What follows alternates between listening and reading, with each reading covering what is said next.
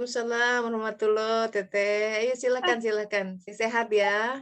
Sehat, Bu. Alhamdulillah. Iya, Barakallah. baik. Alhamdulillah. Kita mulai, sahabat-sahabat. Mari kita menundukkan hati, memohon kepada Allah Ta'ala, membaca basmalah. Bismillahirrahmanirrahim. Allahumma sholli ala Sayyidina Muhammad wa ala ali Sayyidina Muhammad. Semoga salawat dan salam tercurah bagi junjungan kita Nabi Muhammad SAW, yang kita tidak akan bisa mendekat bahkan mengenalnya tanpa melalui dia.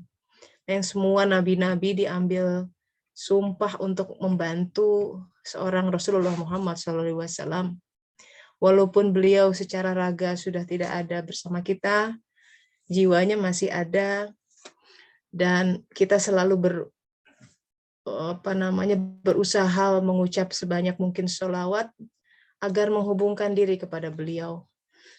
Tapi seyogianya tidak hanya sholawat di lisan, tapi kita juga berusaha mengaplikasikan keluhuran akhlak beliau, karena dikatakan aku diutus untuk menyempurnakan akhlak. Rasulullah Muhammad SAW diutus untuk menyempurnakan akhlak. Nah, suluk semestinya menjadi sebuah refleksi. Kita komunitas ini sudah 6 tahun ya, alhamdulillah berjalan. Dimulai dari 2 orang, sekarang di WhatsApp group sudah berkembang jadi 205 orang. Semoga ini mendapat, yang saya khawatir tuh makin banyak jadi makin nggak dapat perhatian gitu ya.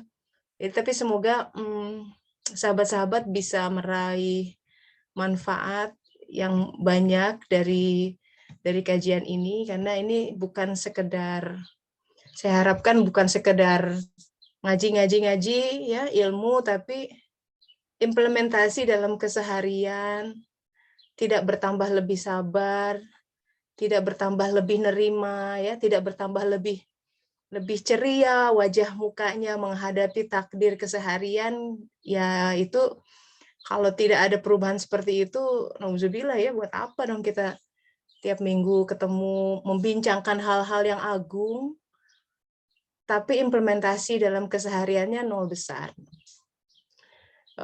Makanya kita sediakan slot sharing session gitu ya. Jadi supaya ini bukan sekedar one way discussion. Ada sebuah feedback, ada sebuah perenungan, ada sebuah dinamika gitu ya. Karena saya sih membawa ini sebagai mengharap menjadi sebuah komunitas ya, bukan sekedar kelas dan menempatkan saya sebagai guru. Saya tidak mau seperti, saya sebagai moderator saja, ada pengantar. Mari kita pelajari bersama-sama gitu, karena dalam keyakinan saya, sahabat-sahabat, setiap sahabat itu memiliki khazanah yang luar biasa dari Allah Ta'ala.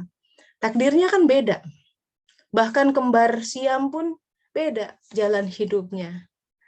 Nah, di dalam takdir itu, karena takdir itu suci dan mensucikan, kenapa? Karena ditulis oleh yang maha suci, maha ilmu, maha adil.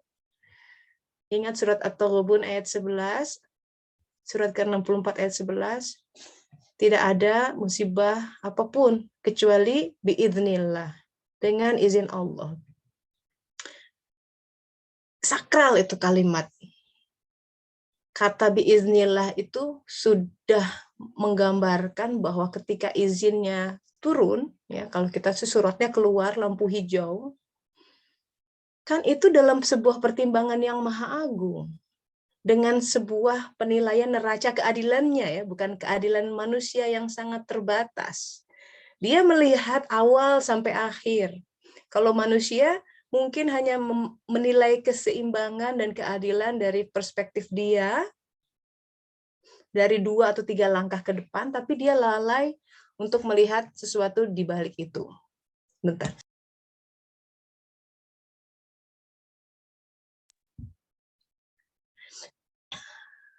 Nah, jadi kita masih menelusuri kisah tentang Musa dari tahun lalu nih ya. Tapi hari ini fokus kita adalah kepada ihwal penyembahan patung anak sapi. Di dalam Al-Quran, Kalimatnya adalah ijlun, anak sapi. Nanti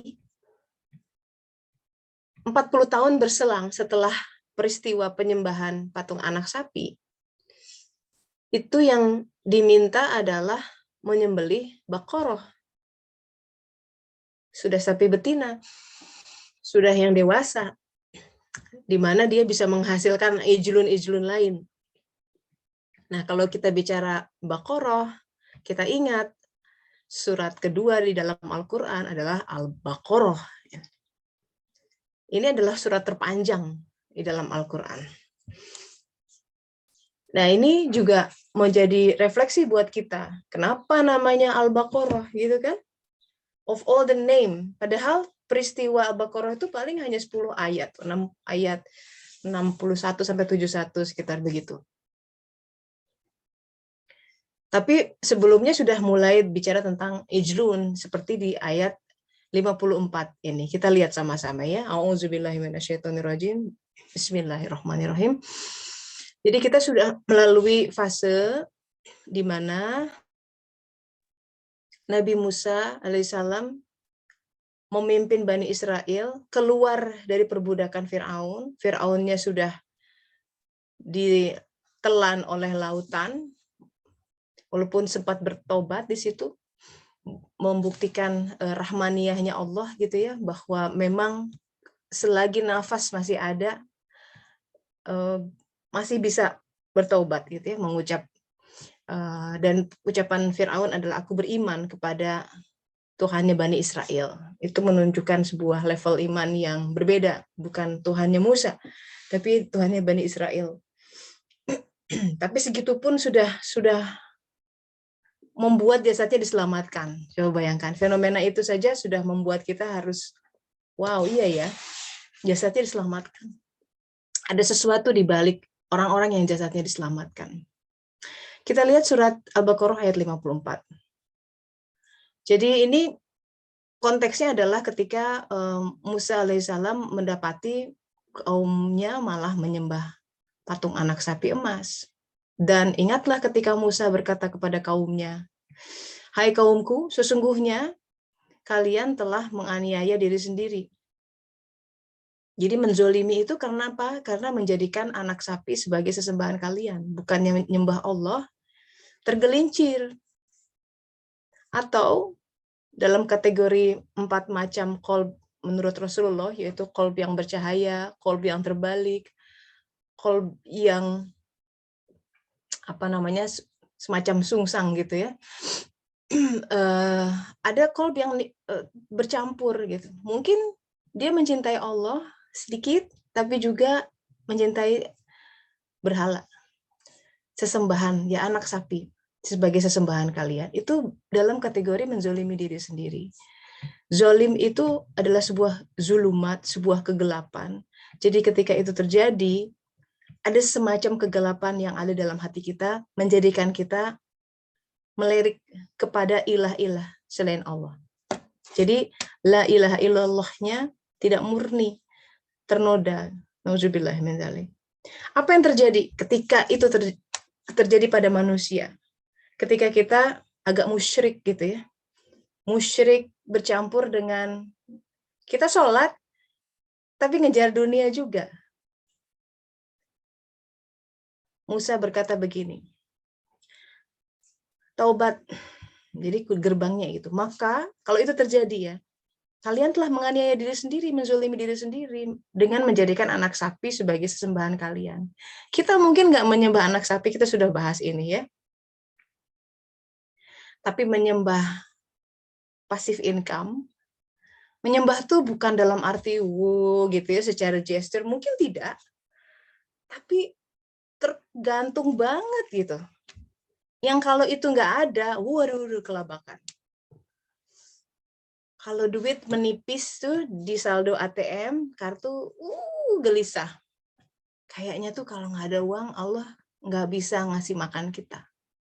Nggak bisa menggerakkan orang, tiba-tiba ngasih makan gitu. Kayaknya tuh dia nggak ada, akalnya masih terlalu mini gitu ya, belum tumbuh untuk menyadari bahwa seharusnya bagi orang beriman, dia lebih yakin tentang harta yang ada di tangan Allah dibanding sekedar yang tertuang di ATM-nya, dibanding sekedar sertifikat depositonya, dibanding sekedar surat pernyataan dapat gaji tetap, karyawan tetap. Seolah-olah itu melindungi kehidupannya gitu. Hati-hati, tergelincir. Kan yang tahu hati. Kapan ributnya, kapan gelisahnya. Kita sudah coba exercise ini kan di beberapa pertemuan lalu gitu. Coba kalau ingin mengetahui anak sapi di hati kita, yuk exercise. Adanya bikin tenang. Nah, coba exercise nggak adanya. Nah, derajat kekalutan kita terhadap hilangnya sesuatu itu equal to, ya, seiring dengan derajat kemelekatan kita. Itu penyembahan. Memang tidak sujud-sujud, tapi melekatnya, jadi dia nggak bebas. Dia selalu dalam ketakutan, karena takut anaknya begini, takut suaminya begini, takut. Kan tidak nyaman hidup seperti itu. Agama, para rasul turun, membebaskan manusia dari perbudakan itu semua. Kisah Musa ini membebaskan dari Mesir. Karena di sana Bani Israel, simbol jiwanya diperbudak oleh Firaun. Tapi kemudian kita tahu dalam sejarah, banyak orang Bani Israel yang cenderung ketika nyebrang gitu ya, prihatin hidupnya, wah coba dulu di Mesir kita nggak ikut Musa ya, aduh kita masih bisa duduk-duduk gitu. Mungkin di depan perapian, nggak kepanasan seperti ini, makanan ada terus. Itu karakteristik hawa nafsu. Dia selalu pengen ada di comfort zone. Nggak mau kerja keras. Nggak mau bangun malam. Ngapain capek gitu. Mendingan tidur, tarik lagi selimut. Kalau masih kuat hawa nafsunya, susah untuk dibawa mi'raj gitu. Di sisi lain, kalau Allah melihat, nih hawa nafsunya kenceng banget ya. Padahal, apapun itu sahabat-sahabat, apapun itu yang kita pegang selain Allah, pasti berjangka waktu. Kalau nggak hilang, diambil orang, gulung tikar, bangkrut. Ya, kalau anak-anak mau udah besar gitu ya, orang jadi kena empty nest syndrome kan itu. Biasa ngurusin anak, semua tentang anak. Tapi nggak memberi ruang bahwa anak itu bukan milik kita. Secinta-cintanya kita kepada anak, jangan sampai kaidah Al-Quran ya, jangan sampai bikin kita susah sama anak kita. Ada ayat yang dalam Al-Quran, jangan sampai seorang ibu dibuat susah oleh anaknya. Karena ada dalam perkembangan mereka, periode masuk puber biasanya ya, nggak beda lagi dengan bayi gitu, nggak bisa kita mengontrol dan nggak boleh. Yang mengontrol hanya Allah Ta'ala. Orang tua hanya mencoba memberikan pendidikan yang terbaik, dan pendidikan yang terbaik adalah by being it, bukan dengan ngomong-ngomong. Tapi kalau mau mengajarkan anak sabar, kitanya masih sabar. Nanti aura cahaya kesabaran dia akan lihat, karena anak akan lebih menyerap apa yang orang tuanya lakukan dibanding apa yang orang tuanya katakan.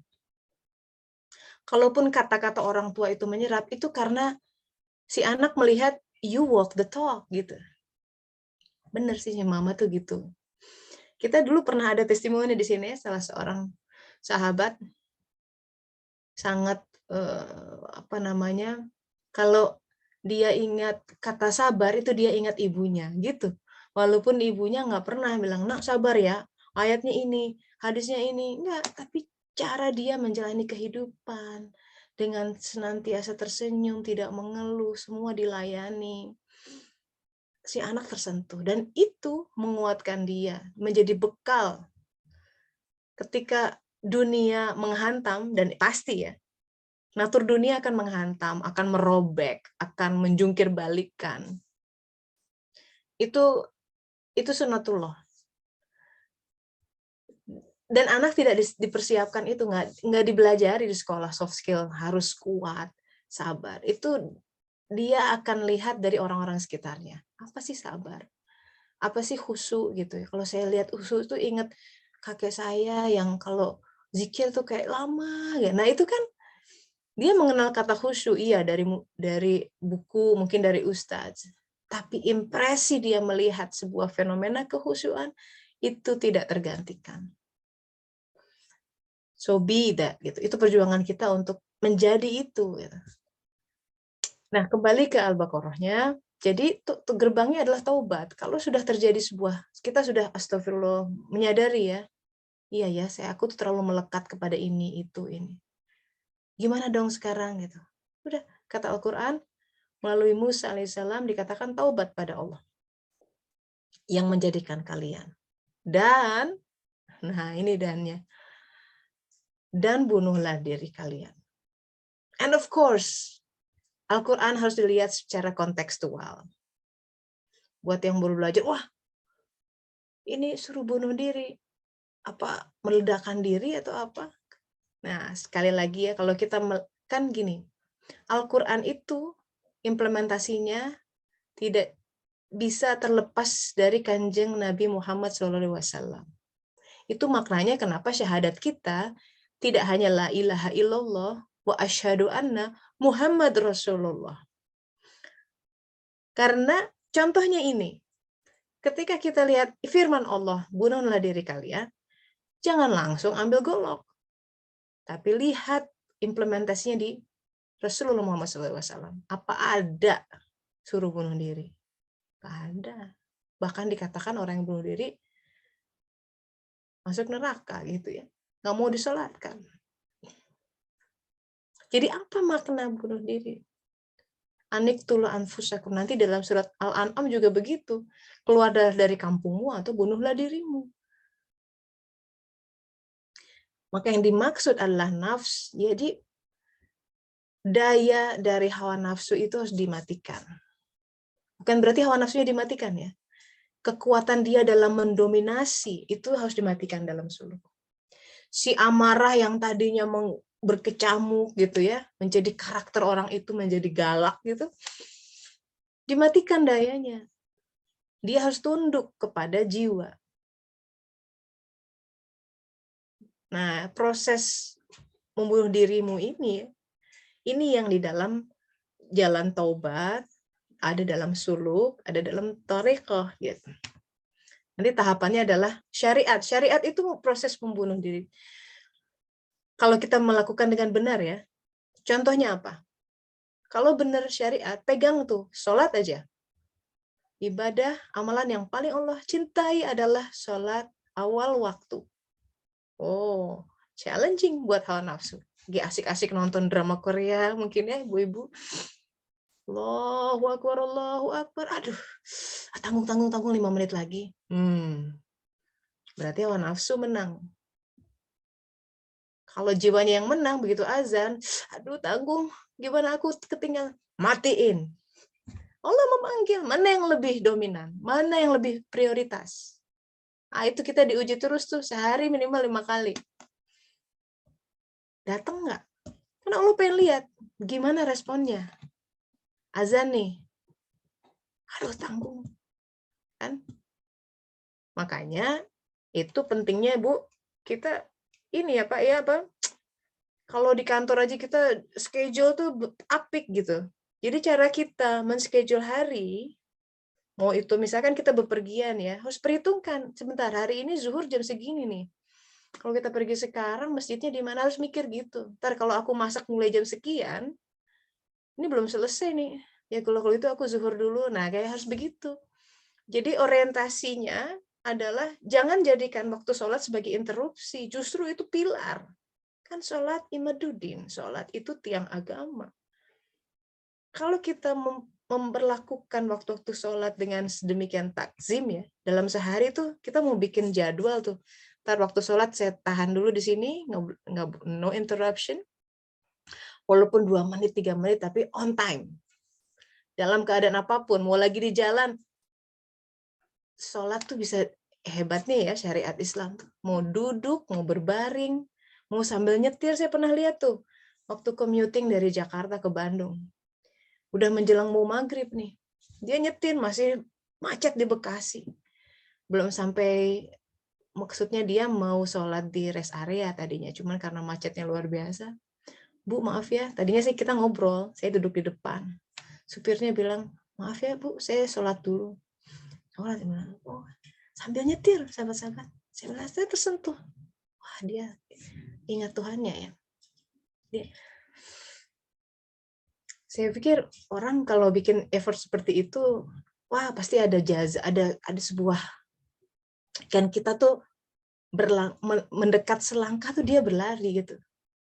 Selangkah dia 1000 langkah, kita berjalan dia berlari. Coba ya.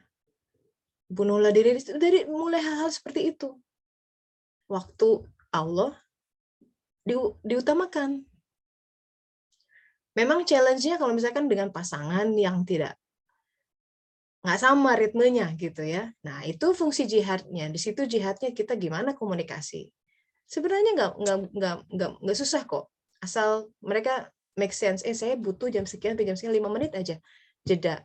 Walaupun di kantor, wah mereka very sangat mengerti ya. Kita di Eropa di sini misalkan begitu tahu mau sholat, oh ya udah, kamu perlu ruang mana?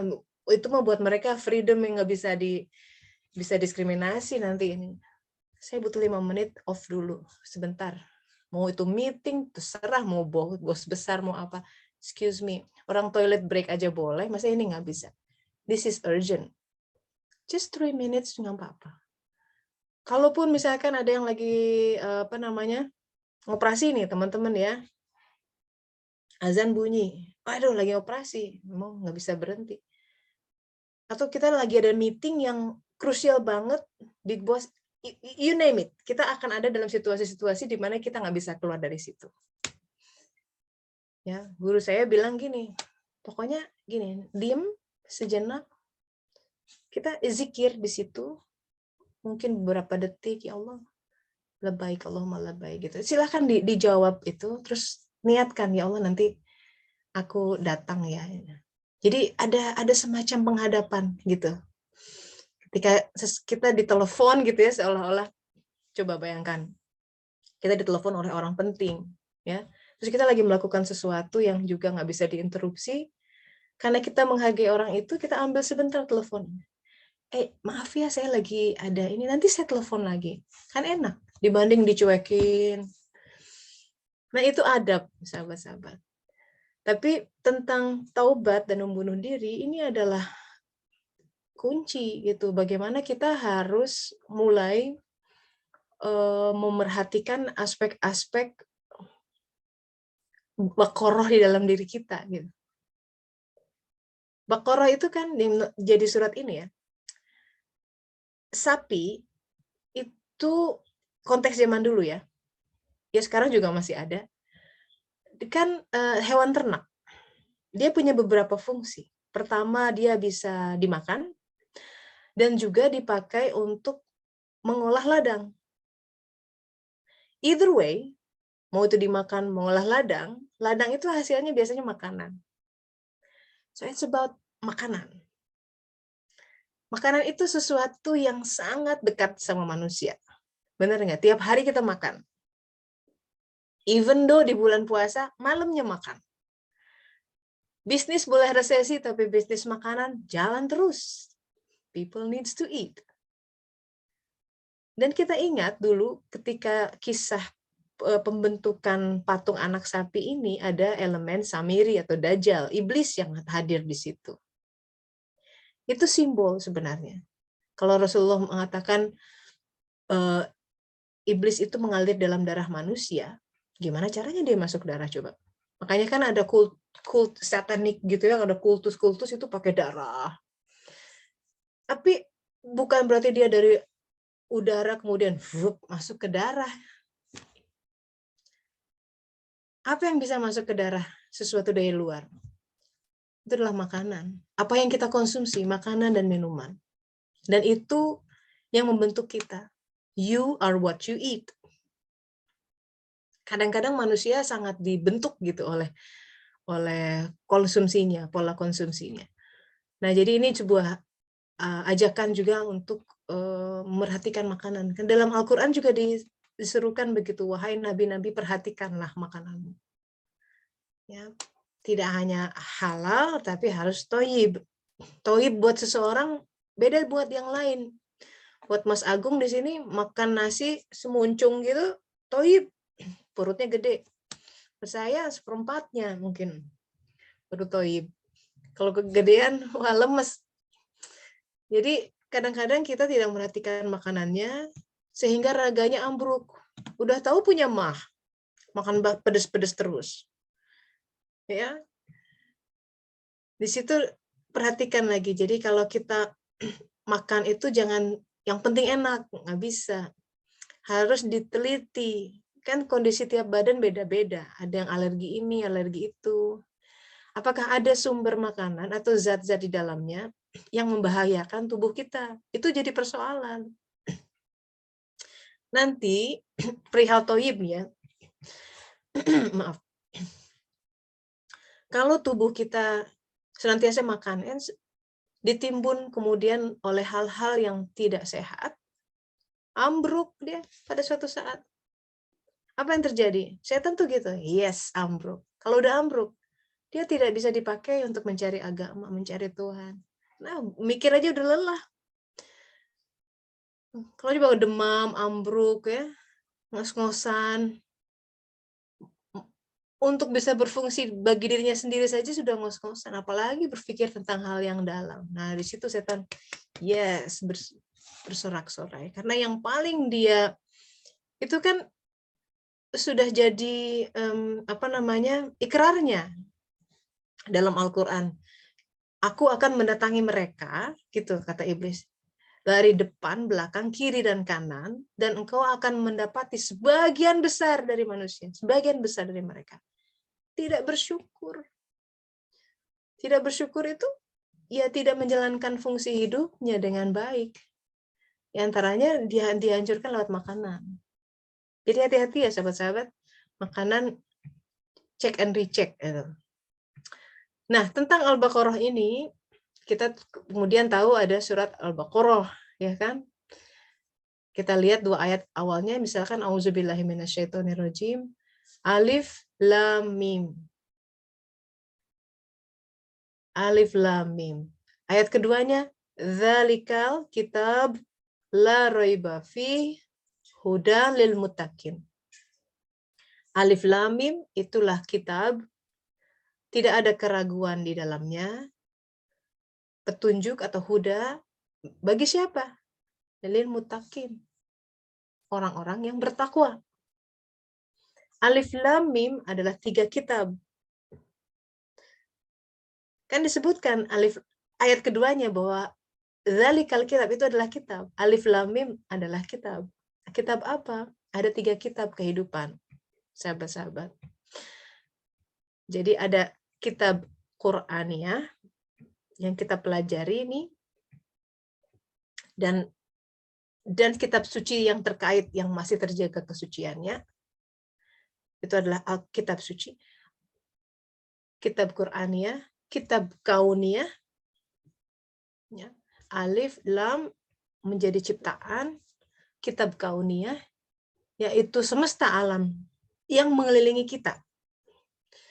Termasuk bumi, Mars, Jupiter, semuanya, termasuk keluarga kita, tetangga, semesta alam yang Allah jadikan, ya, anak kita itu semesta kita. And then kitab diri, Mim, kitab insaniyah. Jadi ada semesta yang di luar, 7 lapis langit di luar, ada 7 lapis langit di dalam.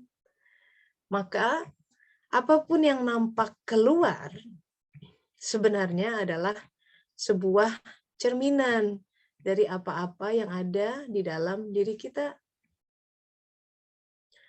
Anak yang berulah, pasangan yang apalah gitu ya. Kehabisan kata. Kan kita lebih mudah untuk kemudian tunjuk tangan tuh gara-gara dia salah, dia gitu, tapi jarang untuk melihat sebentar. Kenapa dia dijadikan begitu? Cermin yang mana dari saya? Kemampuan bisa seperti itu suluk. Seorang salik, yaitu orang yang bersuluk, dia Allah beri kemampuan dan kita latih, bisa dilatih terus di fase awal. Kemudian nanti Allah akan berikan taufik ya, ilham untuk melihat ketika ada terjadi fenomena di sekitar kita, lihatnya ke dalam. Kenapa sih anak diri kita? Sebentar. Alih-alih kesel duluan sama anaknya atau pasangannya atau mertua, dia lihat dulu. Karena dia tahu, ini basic alif lam mim ya. Ini kitab kauniyahnya ngomong begini. Sebenarnya 3 hal itu paralel. Apa yang terpancar di kauniyah itu ada dalam qalb kita sebagai insan dan keterangannya ada dalam Al-Quran. That's how miracle Quran is.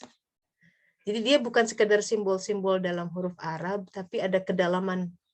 Contoh ya, seorang Ibnu Arabi, dia bisa melihat seperti ini. Suatu hari dia mengendarai tunggangannya, entah kuda atau unta mungkin ya, di padang pasir, tiba-tiba terjerembab untanya. Kadang kan ada pasir tenggelam gitu. Jatuh sang syekh. Muridnya udah, waduh, syekh, nggak apa-apa gitu. Sebelum apa-apa, syekhnya bilang, tapi mana Al-Quranku, coba lihat. Kenapa? Orang jatuh tuh langsung nanya Quran, aneh kan? Tapi dia pengen lihat. Saya ingin tahu di bagian Quran mana yang menceritakan tentang aku jatuh barusan. Coba.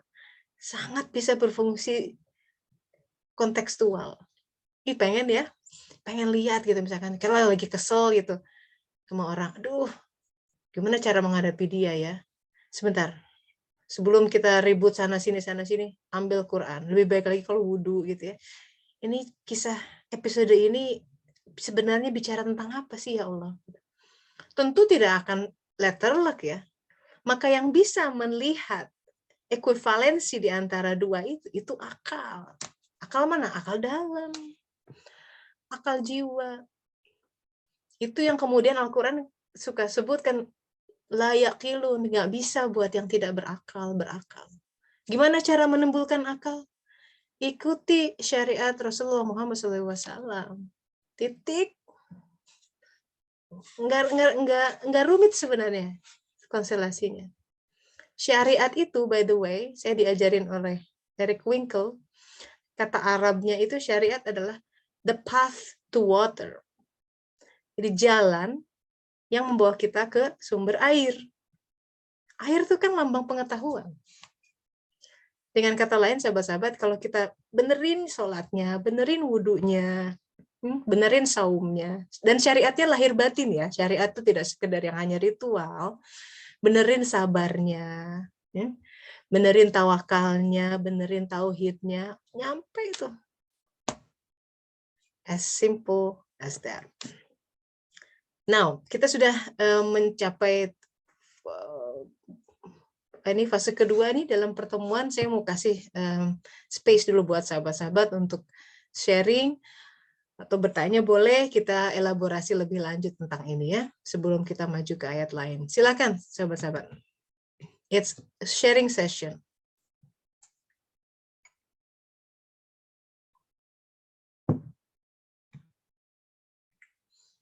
Ini benar-benar harus direnungi gitu ya, ikhwal penyembelihan sapi, anak sapi.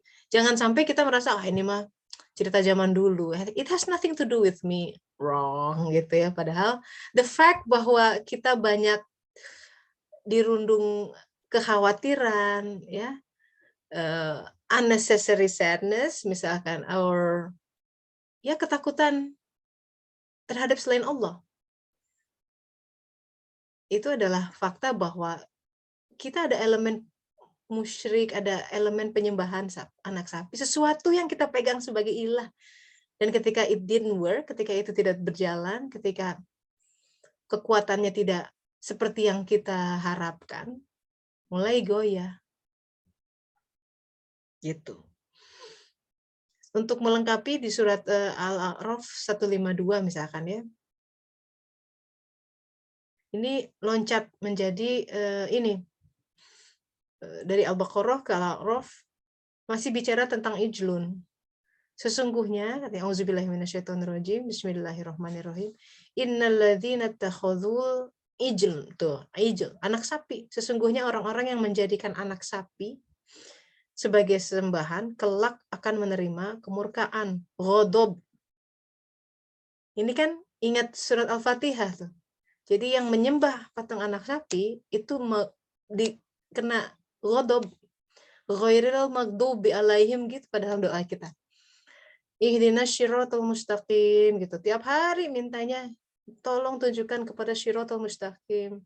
Apa itu syiratal mustaqim? Syiratal ladzina an'amta alaihim. Itu jalan orang-orang yang diberi nikmat.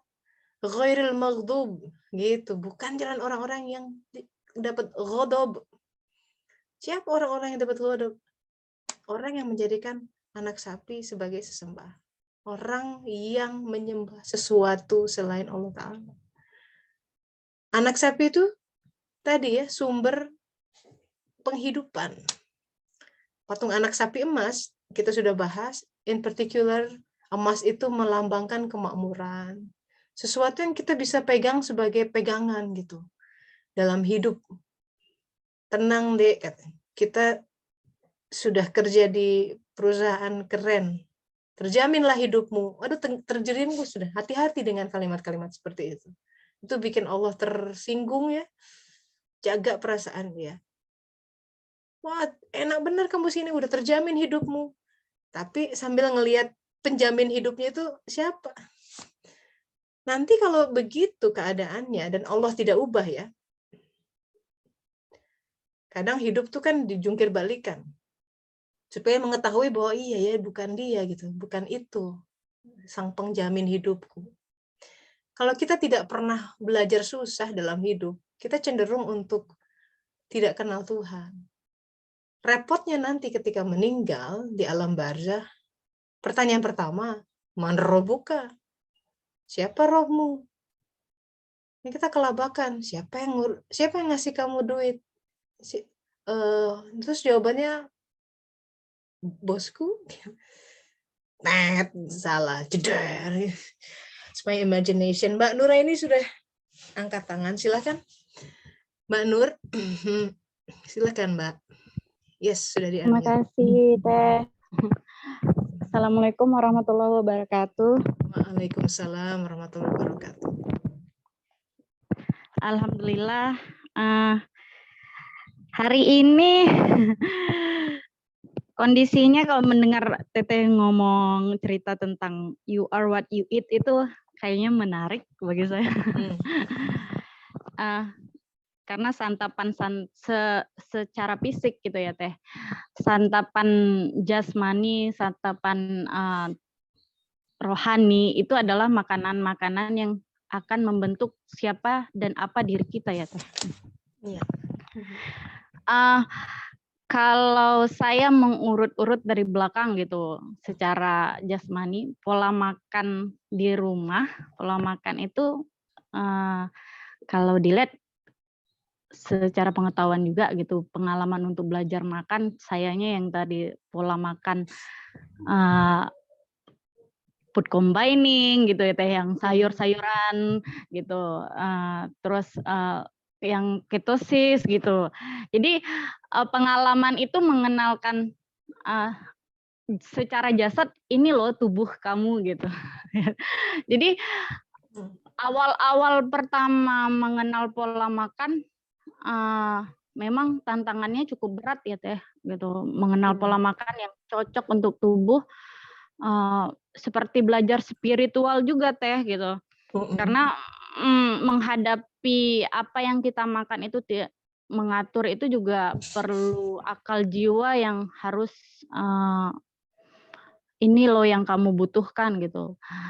Begitu udah ada pengetahuan punya akal gitu, tapi secara spiritual juga harus diisi juga makanan seperti ngaji kayak Teteh bilang, belajar suluk, belajar itu juga harus beriringan juga gitu ya Teh.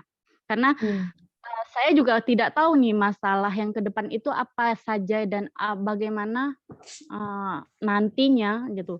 Tapi dalam prinsip saya, dengan tubuh dan jiwa saya yang kuat, apapun itu lillahi ta'ala, Allah akan memampukan saya untuk menghadapinya.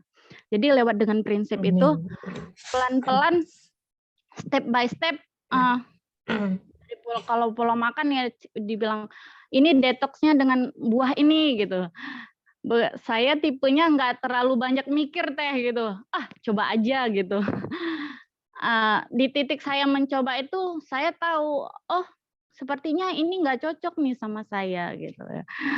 Oh ini kurang tepat nih gitu.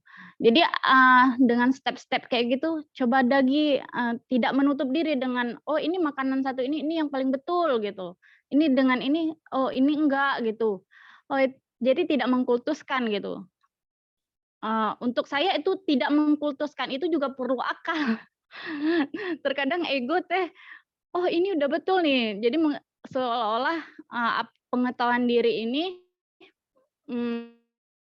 itu membenarkan gitu. Jadi begitu belajar secara untuk makanan jiwa saya apa nih gitu. Memang betul-betul waktu perubahan pola makan itu saya juga ikut kelasnya Teteh dari 2016 itu juga Teh gitu. Jadi seiringan gitu. Begitu menghadapi masalah yang sekarang ini, yang saya masih stand still nih melihat kondisi orang tua saya yang udah 45 tahun berumah tangga, yang udah punya cucu, yang punya segala sesuatunya secara materi gitu ya Teh. Tapi orang tua saya tidak menemukan yang namanya sakinah gitu Teh. Rasanya waktu ayah saya ngobrol dengan saya tidak puas dengan pasangannya, rasanya miris gitu deh. Ibu saya loh yang gitu. Tapi satu sisi ini ayah saya gitu deh ya. Jadi saya masih merasa harus mendengar dan melihat saja tanpa bisa bereaksi, apa itu ngasih keputusan atau itu ngasih hanya sekedar arahan aja yang udah secara fakta. Saya cuman menganjurkan sama ayah saya, "Yuk sama-sama bareng," gitu, "kalaupun ada masalah, kita sama ngadapinnya," gitu. Tapi untuk saat ini ayah saya masih belum bisa, atau saya masih juga meraba-meraba Teh, kenapa ayah saya nggak mau secara musyawarah gitu menghadapi kondisi kakak saya yang sekarang masih di penjara gitu ya Teh, kondisi keuangan kami yang memang morat-marit gitu ya Teh. Itu luar biasa gitu menurut saya, tapi karena sudah ada diberi kesempatan secara fisik, secara akal, alhamdulillah mungkin di mata orang gitu ya Teh, hilang tanah, hilang pekerjaan, keluarga tercerai-berai gitu ya, kondisi keuangan memang morat-marit, tapi alhamdulillah dikasih ketenangan Teh. Yang paling saya bahagia itu Allah beri kesehatan ketika saya menghadapi hal yang seperti ini. Itu luar biasa. Saya masih dikasih kesempatan untuk sujud, walaupun saya punya balita, tapi masih diberi kesempatan waktu-waktu utamanya di tengah malam masih dikasih sujud, itu saya luar biasa rasanya. Alhamdulillah. Kayaknya nggak ada kata-kata gitu ya Teh, cuman kadang ya itu aja, hilang rasa kelelahan, hilang rasa kegundahan, karena yakin Allah akan memberi solusinya, walaupun ya dalam penangkapan akal saya menganggap diri saya ya nggak mampu gitu aja sih Teh. Jadi ngelihat yang ke depan, ya jalani aja deh gitu. Walaupun dalam keadaan bingung, tapi dibawa tenang aja deh gitu. Masih berprasangka baik gitu aja gitu. Karena kalau melihat situasinya, ada berat, ada rasa sedih, ada rasa marah gitu ya Teh.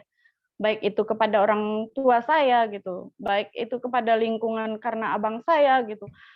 Tapi saya hanya berbaik sangka, ya ini yang kami harus hadapi bersama-sama, dan terutama saya nggak ingin menyalahkan, oh gara-gara ini loh gitu, oh gara-gara ini loh gitu. Walaupun dalam kondisi saya kayak nggak ada melakukan hal-hal yang kayak apa ya Teh, terus membantu, oh ini solusinya secara finansial kamu harus ini gitu. Rasanya nggak mampu gitu ya Teh, walaupun terlihat tidak gitu. Tapi dalam kondisi saya hanya diam seperti ini pun, semoga Allah memberi nilai, tetap memberi jalan gitu. Walaupun cuman hanya sekedar sujud ya Teh, rasanya sih bersyukur gitu. Jadi pengalaman untuk mendapatkan jasad dan hati dalam kondisi yang seperti ini, itu kayaknya Allah sudah jauh-jauh hari mempersiapkannya. Iya, alhamdulillah Mbak Nur. Merasa terbimbing gitu Teh. Dan itu sekalian saat ini gitu. Problem jasad, problem akal gitu. Iya, betul. Itu berkaitan ya. Tapi itu bukan sekedar sujud loh, Mbak. Karena tidak setiap orang Allah sujudkan ya. Jadi ketika kita bisa kita punya kemampuan untuk sholat, itu karena dapat nur Islam. Ada nur Islam, jadi dia mengizinkan kita sholat. Karena 64 ayat 11 itu tadi ya, tidak mungkin terjadi, dia izinkan. Ada juga izinnya tidak sholat gitu. Banyak, kita tahu. Boro-boro mau sholat, menyebut nama Allah aja, keluh lidahnya. Tuhan buat dia nggak penting gitu. Nauzubillah min dzalik. Jadi di beberapa konteks, ini terima kasih Mbak Nur berbagi ya. Kita kan suka bisa, apa ya kontribusi saya, biar amal saya. Kadang-kadang kita terjebak dengan notion ya, atau paham atau imajinasi yang namanya amal itu selalu yang berbentuk fisik, aktif, keluar, tangible gitu, bisa diukur, bisa dan lain sebagainya. Padahal kita belajar dari Siti Maryam, seorang perempuan mulia, amalnya adalah membesarkan Isa dengan fenomena hamil seperti itu, yang tidak ada ayah. Karena Nabi Isa kan harus menggambarkan fungsi Ruhul Kudus ya. Jadi memang tidak ada ikatan dengan alam mulkiyah, harus dibuat seperti itu. Tidak ada ayah, didatangin oleh Jibril alaihissalam, ditiupkan. Makanya Nabi Isa itu satu-satunya nabi yang lahir sudah punya Ruh Kudus. Kalau nabi yang lain usia 40 tahunan, termasuk Rasulullah Muhammad SAW. Nah, buat seorang Mbak Nur misalkan ya saya cuma hanya bisa sujud. Justru mungkin ya kekuatan itu, pertolongan itu datang dari sujudnya Mbak Nur. Kadang kita suka lupa ya, ketika kita dirundung oleh masalah, kita cenderung cari solusi gitu kan. Panik. Terus kalau kiri kanan, minta sini, sana, udah langsung merancang. Bagaimana caranya keluar dari permasalahan itu. Bagaimana caranya mengatasi kekurangan. Terus Allah lupa. Dia terlalu sibuk dengan rekayasa dunianya. Allah nomor sekian mungkin. Kalau udah capek, oh ya sholat dulu.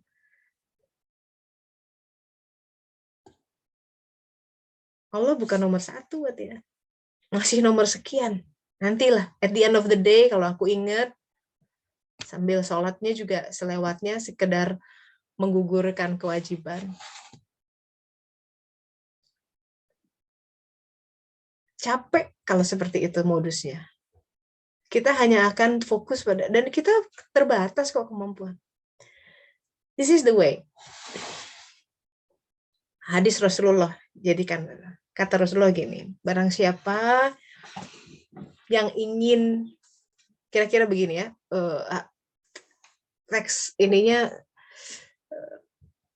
intinya adalah kalau barang siapa ingin diperbaiki hidupnya gitu ya, hubungannya dengan sesama gitu. Caranya adalah fokusnya Rasulullah tidak kamu harus meneliti SWOT apa enggak seperti itu. Yang Rasulullah seru adalah perbaiki hubunganmu dengan Allah. Tuh. Perbaiki hubunganmu dengan Allah. Di antaranya adalah yang tadinya kita anggap Allah itu nomor sekian, nggak nomor satu dalam skala prioritas, perbaiki dong. Jadikan dia nomor satu. Oke, atau naik dulu lah, perbaiki. Yang tadinya nomor 12 jadi nomor 10, nomor 9. Lama-lama yang tadinya sholat, dengar azan, kesel gitu ya, karena udah azan lagi gitu kan. Kan something's wrong tuh kalau udah, kenapa nggak suka dipanggil? Bukankah tak ada yang paling kalau udah mencintai seseorang ya, buru-buru dipanggil, ingat terus, didengar aja namanya, terdengar aja udah gemetar. Berarti objek kecintaan kita lagi kemana gitu? Karena Allah nomor sekian tuh buktinya, dipanggil nggak ada drive gitu, nggak ada pengen bangun tahajud aja susahnya minta ampun gitu. Bandingkan dengan orang yang besok ya jam 4 terus ada di bandara, kalau nggak ketinggalan pesawat. Semalaman nggak bisa tidur. Aku nggak mau ketinggalan pesawat. Ini kalau demikian urgent kita lihat, nggak mau ketinggalan momen, karena begitu hari ini lewat, begitu awal-awal waktu lewat, that's it. Kita nggak akan bisa. Kalau seseorang belum melihat urgensi di situ, ya memang belum saja berarti. Tapi bahwa kunci kita mengubah kehidupan kita justru dengan perbaiki hubungan kita dengan Allah Ta'ala. Jadi Mbak Nur jangan sepelekan sujudnya dengan saya cuma bisa sujud. Justru mungkin itu yang mengubahnya. Kan kita tidak berdaya ya. Tadi Mbak Nur cerita tentang kondisi kakak, orang tua. Kan kita nggak berdaya, nggak punya jangkauan ke sana. Allah bisa. Kun fayakun. Dia maha kuasa. Jadi sebenarnya yang kita coba adalah kita mencoba membuka diri kita, hijab-hijab diri, istighfar yang banyak, sholat yang benar. Kuasanya datang, rahmatnya datang, cahaya datang, otomatis dia akan mencahayai sekitar kita. Otomatis kegelapan sirna di sekitar kita. Itu jihad kita. Jadi back to basic aja. Perbaiki syariatnya, sholat ya, terutama sebagai tiang agama, syariat lahir batin. And this is why kita 6 tahun terakhir bicara ini, day in, day out ya.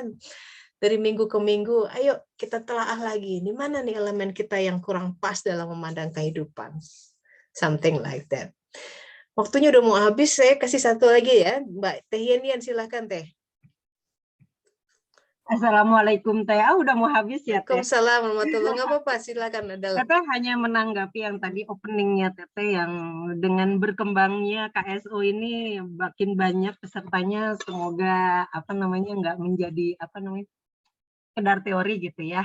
Saya cuma pengen apresiasi aja Teteh, kalau untuk saya pribadi sudah dari 2016 sampai sekarang nggak pernah sekalipun saya ngerasa nggak bermanfaat kajian dari Teteh ini. So keep the spirit Teteh, mudah-mudahan selalu semangat berbagi dengan kita, karena honestly Teteh ini perpanjangan tangan bagi saya pribadi itu untuk cara Allah mengenalkan dirinya itu melalui tangannya Teteh gitu. Itu aja Teh, atur nuhun. Alhamdulillah, alhamdulillah. Alhamdulillah ya, kalau bermanfaat lanjut. Buat saya sih ada satu orang juga jalan ya kita berdua.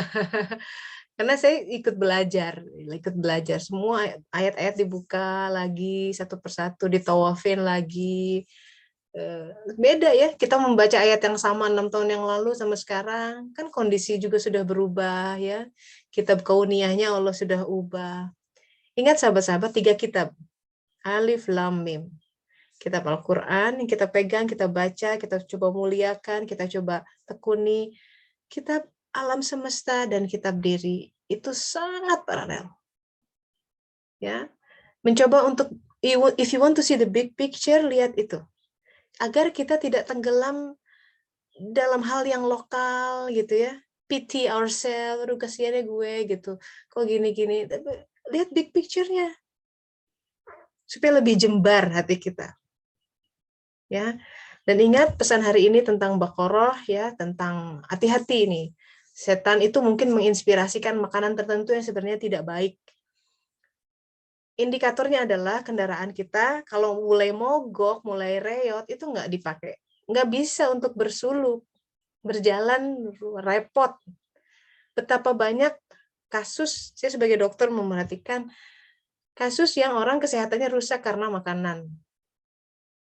Makan nggak dikontrol, diabetes akhirnya, kolesterol tinggi, macam-macam.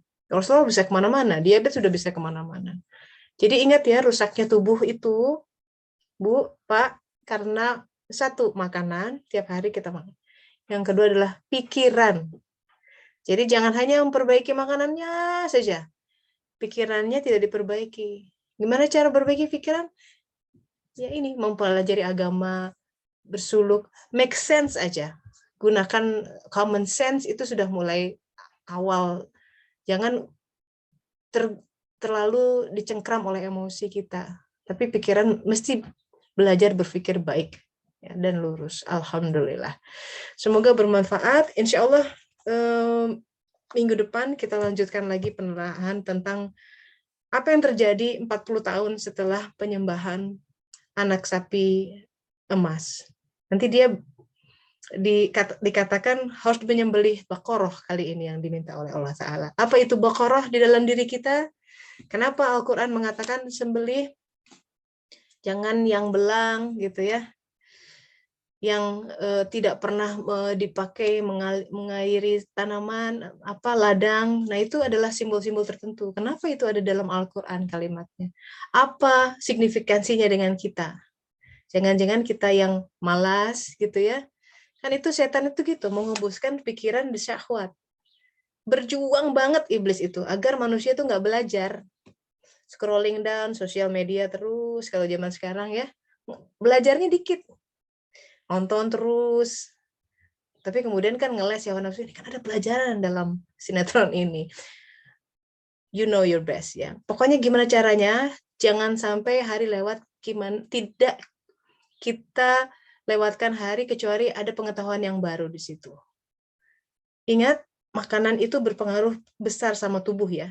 Kalau kita salah makan, tandanya badannya lebam, susah dipakai sholat, susah bangun malam.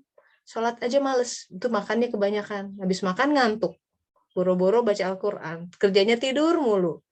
Itu cara setan agar menjadikan manusia tidak belajar. Dan dia kehilangan hari-harinya. Nauzubillah min dzalik. Jangan ya, semoga kita terhindar dari itu. Alhamdulillah kita tutup dengan doa akhir majelis. Subhanaka Allahumma wa bihamdika asyhadu an la ilaha illa anta astaghfiruka wa atubu ilaik. Alhamdulillahirabbil alamin. Alhamdulillah sahabat-sahabat, terima kasih ya. Semoga bermanfaat. Terima kasih Teteh Sa. Pamit dulu. Terima kasih Yo, Teteh Sa. Assalamualaikum warahmatullahi wabarakatuh. Assalamualaikum.